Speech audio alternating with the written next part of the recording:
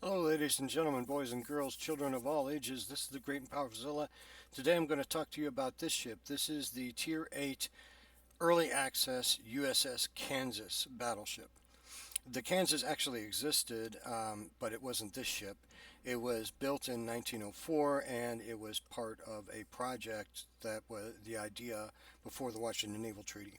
It sits on your tech tree. Again, this is early access. I was lucky enough to get one, and it goes on down from there from the US Battleship split line. The original USS Kansas was built in 1904, scrapped in 1924, served as a training ship in World War I. It was actually like a dreadnought battleship. Okay, so what do you got in the game? Well, you got a very, very tough, well armored battleship with 16-inch guns, four turrets. So that's 12 16-inch guns. A lot of firepower to bring it to your 8. Okay, but this ship is pretty much imaginary. Okay, they never actually built these in World War II. Now, as you go up the tech tree line, you're going to get in 18-inch guns later on. Okay, but for Tier 8, having 12 16-inch guns, essentially the same firepower as the Montana, is pretty darn good. So we're going to take this ship into a co-op battle, and I'm going to show you what she's capable of doing. Okay, I'll talk to you then. All right, co-op battle. No surprises, ladies and gentlemen. Two Tier 6 carriers, one on each side. Um, Tier 8 battleships. Of course, with co-op battles, oftentimes you'll have a mirror on the other side. Like I said, look at the blazing speed here. Folks, this is not the battleship for you if you want to get fast and furious. There is nothing, and I mean nothing, fast about this battleship. Okay? Um, its thing, if you will, is its firepower, accuracy, and armor. It is not a speed demon by any stretch of the imagination whatsoever. Okay? Its reload, eh, could be worse, could be better, you know. But again, these ships were just an idea by the United States Navy before the Washington Naval Treaty in the 1920s of building super battleships. All right. So we ended up with the Iowa class, North Carolina, South Dakota, Iowa, New Jersey, etc. in World War II. But had they taken this track, who knows? We may have had the Kansas. We may have had the Vermont.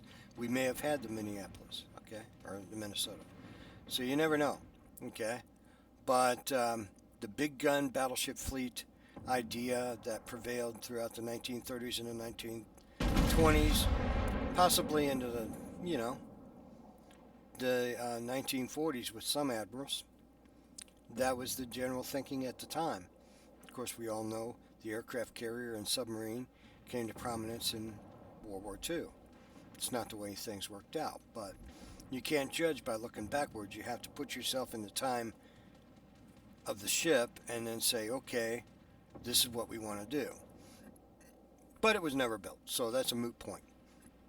So here in the gate, you got some very short-ranged secondaries. So I don't know that I would necessarily spec this secondary spec. It is, however, kind of a brawler, but because it's so slow, you end up at long range anyway. You know, you just don't get into those kinds of knife fights as often as you would on a faster ship. Okay, so I see this destroyer's hanging around here over on the left, and I'm surrounded by bots.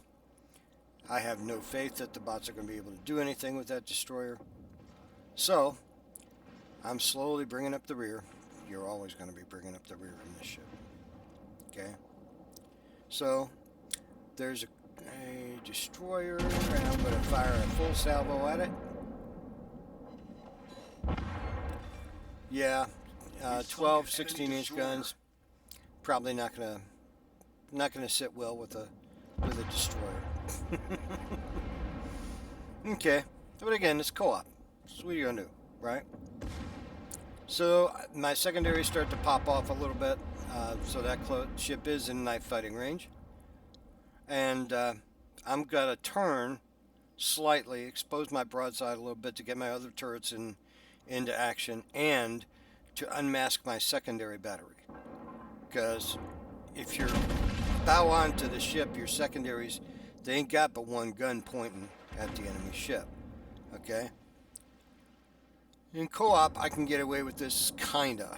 In a random battle, there's probably no way I would be able to get away with this and survive, right? But then again, you know, if you played co-op, you know that the bots sometimes do better than real players. Who knows? I don't know. I'm king of all potatoes, so it don't matter. So my secondaries are starting to pop off as I unmask them.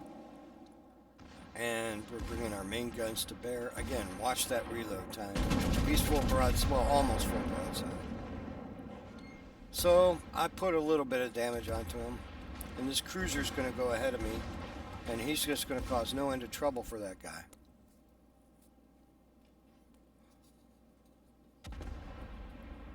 And I believe... yeah, he really smacked me hard. See how I made a mistake there and I'm full broadside? That is in North Carolina. It's got 9 16-inch guns. He hit me with 6 of them, and he really spanked me hard. So, he's going to come around the corner of this island, stick his bow out. I made my second mistake here.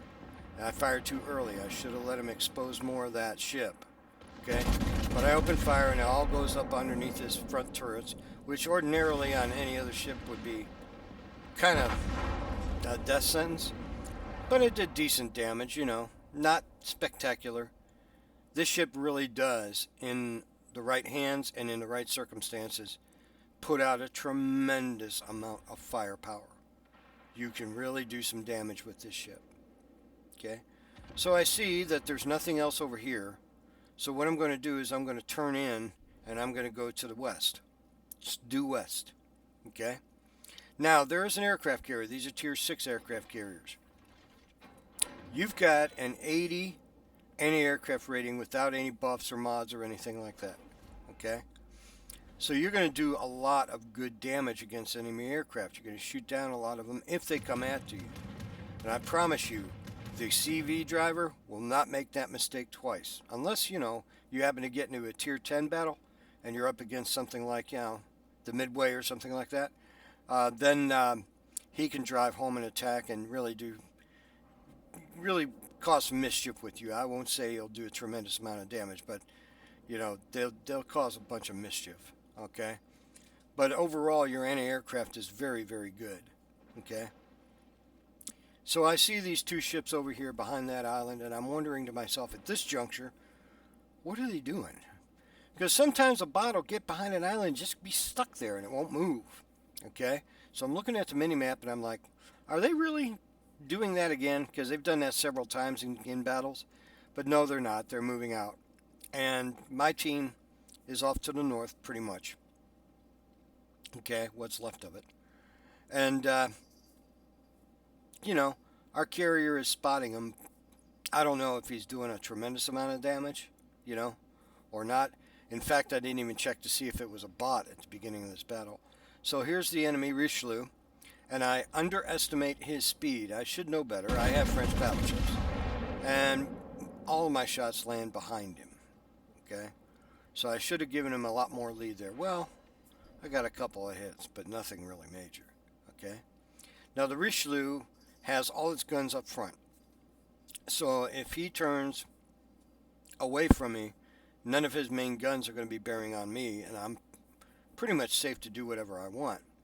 However, trailing him is a cruiser, and that cruiser has like no health left, and nobody's shooting at the cruiser.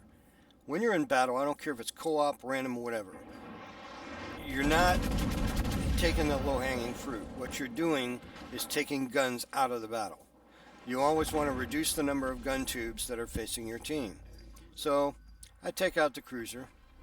Again, nothing spectacular, nothing award-winning, no pat myself on the back, yay. This is just general tactics that you would use in any battle, on any ship. You always want to take gun barrels out of the battle. Well, don't feel bad if you took out a ship with 200 health left, okay? And you're rocking a Montana or a Kansas in this instance. You're doing what you need to do to help your team win. So the Richelieu's turning away, which means his guns are going to be masked and he's not going to be able to shoot back. So I land some hits on him, over pens and whatnot. You'll notice that the trajectory of these shells is a little bit flatter than your typical U.S. ship. Okay, it's not that high arcing fire the plunging fire that comes down. Okay, and again, I got to wait for the reload. In the meantime, I'm heading for that cap circle because I have zero chance of catching any of these ships. Zero. I am not going to catch a Richelieu, and I am not going to catch a Ryuho, which is the carrier up there. All I can hope to do is get into gun range. And now you see what I'm talking about, where if you're out of position or you're far behind, you're going to be relying on sniping to get your damage in. And this is pretty much all the damage I do during this battle.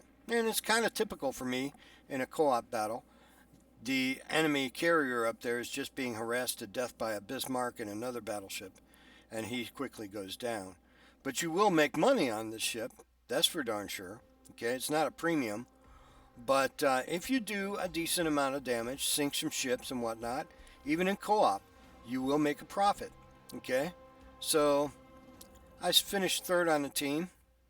Okay, in my opinion, that's not bad, and I made 25,000 credits. Yeah, it's not gonna, finance me for the next 10 years, but maybe it will for you. In the meantime, you guys be good for each other and have a great, great day.